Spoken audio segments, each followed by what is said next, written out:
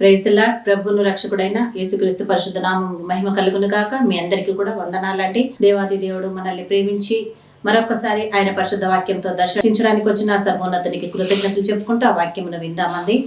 కీర్తనల గ్రంథము 77వ అధ్యాయము.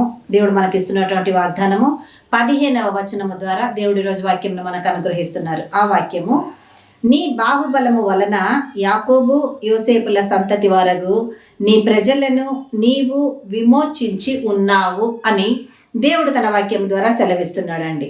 మళ్ళీ ఇంకొకసారి చదువుతాను. నీ బాహుబలము వలన యాకోబు యోసేపుల సంతతి వరకు నీ ప్రజలను నీవు విమోచించి ఉన్నావు అని దేవుడు మనతో మాట్లాడుతున్నాడండి. నీ బాహుబలము వలన, ఎవరి బాహుబలం వలన? మన తెలివితేటలను బట్టో, మన జ్ఞానమును బట్టో, మన ఆలోచనలను బట్టో, మనకున్న టాలెంట్స్ను బట్టో, మనకున్న అధికారాన్ని బట్టో, ఈ లోకానుసారంగా ఉన్న సమస్తమైన దానిని బట్టో కాదండి దేవుడు సెలవిచ్చేది. నీకు దేవుడు నిన్ను విమోచించాలన్నా, నిన్ను ఆశీర్వదించాలన్నా, నిన్ను బలపరచాలన్నా, దేవుని దీవెనలు నీ మీదికి, నీ కుటుంబం మీదికి రావాలన్నా, నువ్వు ఉన్న పరిస్థితుల్లో నువ్వు విమోచించబడి బయటికి రావాలన్నా, ఇది కేవలం దేవుని వలన జరిగే కార్యము మాత్రమేనండి. అందుకే దేవుడు మాట్లాడుతూ సెలవిస్తున్నటువంటి మాట, నీ బాహుబలము వలన యాకోబు యోసేపుల సంతతి వరకు నీ ప్రజలను నీవు విమోచించి ఉన్నావు అని దేవుడు మనతో మాట్లాడుతున్నాడండి. ఆసాపు రాసినటువంటి ఈ కీర్తనలో దేవుడు సెలవిస్తూ మనల్ని బలపరుస్తూ మాట్లాడుతున్న మాట, ప్రియ సహోదరి సహోదరుడా, ఈరోజు నువ్వున్న ఇహలోక శ్రమలలో ఏదైతే పొందుకోలేక, ఏదైతే సొంతం చేసుకోలేక, దేన్నైతే నువ్వు ఆశించింది నీ దగ్గరికి చేర్చుకోలేక, ఏ విషయంలో నువ్వు ఎదురు చూస్తున్నావేమో, కృంగిపోతున్నావేమో, బలహీన పడుతున్నావేమో, నా దేవుడు ఈరోజు నీ దగ్గరకు వచ్చి జవాబు ఇస్తున్నాడు. ఇహలోక పరంగా నువ్వు చేసిన ప్రయత్నాలన్నీ చేసి ఉన్నావు బిడ్డ, కానీ దానిలో నీకు జవాబు రాలేదు. నువ్వు దానిలో నుంచి విడిపించబడాలన్నా, నువ్వు పూర్తిగా దానిలో నుంచి తొలగించబడాలన్నా, నువ్వు పూర్తిగా అందులో నుంచి బయటికి రావాలన్నా, ఊబిలో చిక్కుకున్న నువ్వు సంపూర్ణంగా విడుదల విమోచింపబడి పొందుకోవాలన్నా కూడా అది నీ వలన జరిగే కార్యము కాదది. నీ ప్రయత్నాలన్నీ అయిపోయింది. ఇప్పుడు నేను చెప్తాను. ఏం చెప్తాడంటే ఆయన వాక్యము ద్వారా, నీ బాహుబలము వలన యాకోబు యోసేపుల సంతతి వరకు నీ ప్రజలను నీవు విమోచించి ఉన్నావు అని అంటున్నాడు. ఎవరి వలన? దేవాది దేవుడు. నువ్వు ప్రార్థన చేస్తున్నావు చూడు, ప్రతి విషయంలో ఎవరి మీద అయితే ఆధారపడిపోయి, ఎవరిని ఆధారము చేసుకుని నువ్వు ప్రార్థన చేస్తున్నావో, ఎవరి ఆశ్రయంలోనికి వచ్చి ఆ దేవుడు నిన్ను విమోచించడానికి నీతో మాట్లాడుతున్నాడు. ఆ దేవుడు నీ బాహుబలము వలన, దేవుని బాహుబలము వలన యాకోబు యోసేపుల సంతతి వరకు నీ ప్రజలను, ఆ యాకోబు యోసేపులను బట్టి కాదు, కానీ ఈరోజు ఆయన సంతతి, ఆయన వారసులకు నీతో దేవుడు మాట్లాడుతూ చెప్తున్న మాట, నీ ప్రజలను నీవు విమోచించి ఉన్నావు.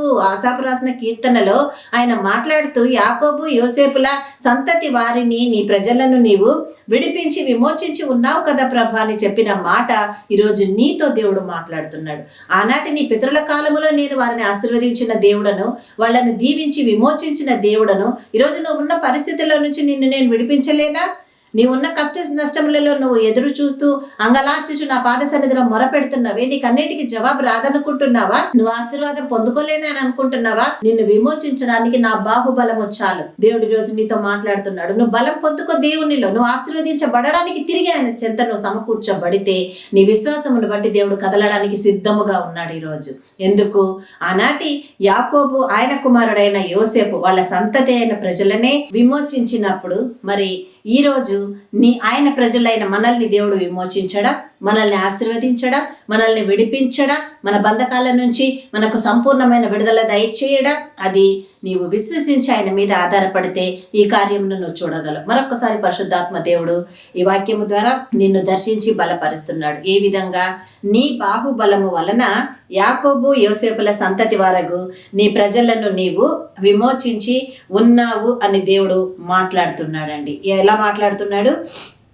యాకోబు యోసేపు సంతతి వారలను దేవుడు ఆశీర్వదించి ఏ విధంగా విడుదలనిచ్చి విమోచించి ఉన్నాడో అదే దేవుడు ఈరోజు నిన్ను విమోచించడానికి నీ సన్నిధికి వచ్చి దేవుడు నీతో మాట్లాడుతున్నాడు. మరి ఈరోజు ఏ స్థితిలో నువ్వు ఉన్నావేమో, ఏ పరిస్థితులలో ఉండి దేవా నాకు ఈ సమస్య నుంచి విమోచన రాదా, నాకు ఈ కష్టము నుంచి నేను విమోచన పొందుకోలేనా, నా ఈ శ్రమ నుంచి నాకు విడుదల లేదా అని అనుకుంటూ నువ్వు కృంగిపోతున్నావేమో సహోదరి సహోదరుడా, ఈరోజు దేవుడు నిన్ను వెతికి నీ ఇంటికి వచ్చి నీ ముందుకొచ్చి వాక్యం ద్వారా నిన్ను దర్శిస్తున్నాడు. ఎందుకమ్మా, ఆనాడు నా బాహుబలము చేతనే కదా యాకోబు యోసేపుల సంతతి వారైన ప్రజలను నేను విమోచించి ఉన్నాను.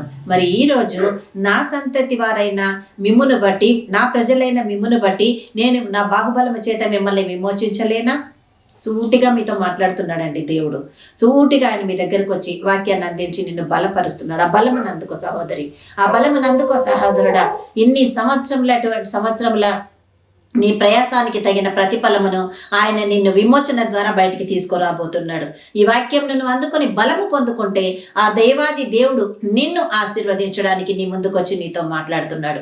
నిన్ను విమోచించువాడు ఆయన్నే, నీకు విడుదలనిచ్చువాడు ఆయన్నే, నిన్ను ఆశీర్వదించువాడు ఆయన్నే, ఆశీర్వాద త్రోవలలో నిన్ను నడిపించువాడు ఆయన్నే, సంపూర్ణముగా ఆయన వద్దకు చేర్చుకొని నీకు ఆశ్రయముగా ఉండువాడు కూడా ఆయనే అయి ఉన్నాడు. కాబట్టి ధైర్యం పొందుకో, ధైర్యం తెచ్చుకో. ఎల్లకాలం నీతో ఈ సమస్యలు ఉండవు, ఈ శోధనలు ఉండవు. కానీ ఎల్లకాలము ఉండే నీ విశ్వాసమును బట్టి నీ దేవుళ్ళను నువ్వు స్థిరముగా నిలబడగలిగితే కదల్చబడని సియోను కొండ వల్లే దేవుడు నిన్ను స్థిరపరచబోతున్నాడు.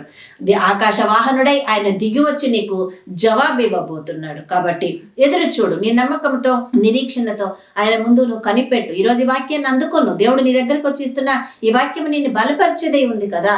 ఈ వాక్యం అందుకొని దేవా నీ బాహుబలము నా దగ్గరకు వచ్చి ప్రభా, నా పితరుల సంతతి వారైన అటువంటి ఆ ప్రజల మీదికే నువ్వు దిగి వచ్చి వారిని విమోచించావు.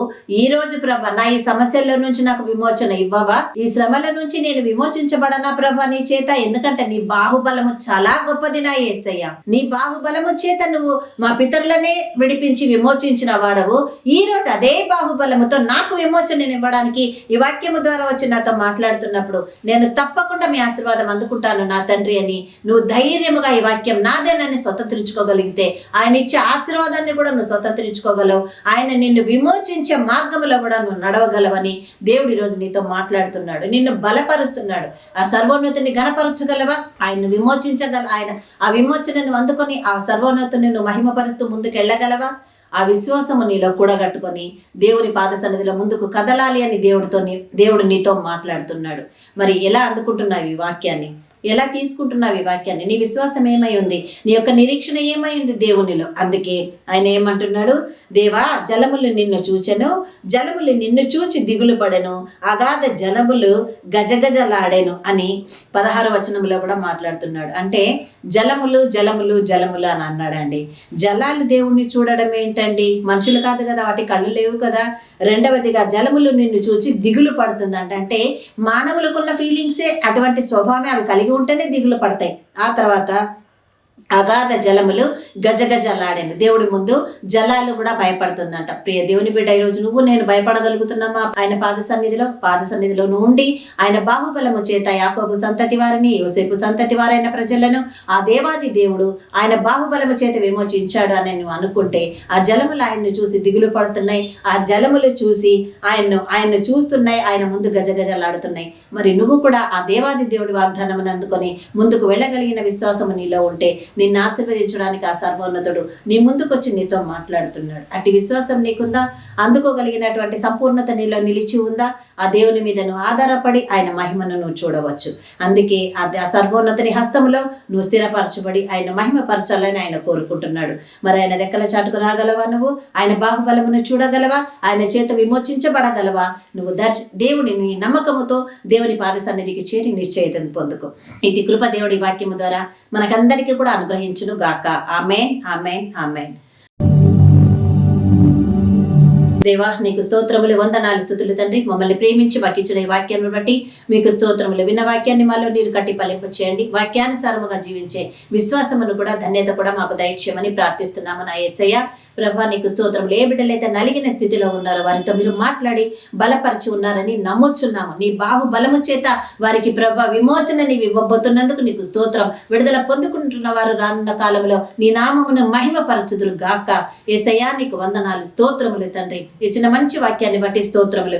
ఈరోజు ఎవరైతే ప్రభా మరి బర్త్డేస్ యానివర్సరీస్ చేసుకుంటున్నారో వాళ్ళకి ఇచ్చిన నూతన సంవత్సరాన్ని బట్టి ముందుగా మీకు వందనాలు. ఈ సంవత్సరం అంతా నీ దయ వలన పొందుకున్న సంవత్సరమే ఉన్నది కనుక నీ చిత్తానుసారముగా జీవింపచేసి నీ ఆశీర్వాదములతో వారిని నింపి మీ సాక్షులుగా మార్చుకొని మీరే మహిమ పొందమని వారినందరినీ మా అందరినీ కూడా మీ హస్తాలకు అప్పగించుకుంటూ మిమ్మల్ని మాత్రమే ఘనపరుచుకుంటూ యేసుక్రీస్తు అతి శ్రేష్టమైన నామమున మా ఈ ప్రార్థనని ఆశీర్వాదముగా మేమందరము కూడా అడిగి పొంది ఉన్నాము మా తండ్రి. ఆమేన్, ఆమేన్, ఆమేన్. హల్లెలూయా.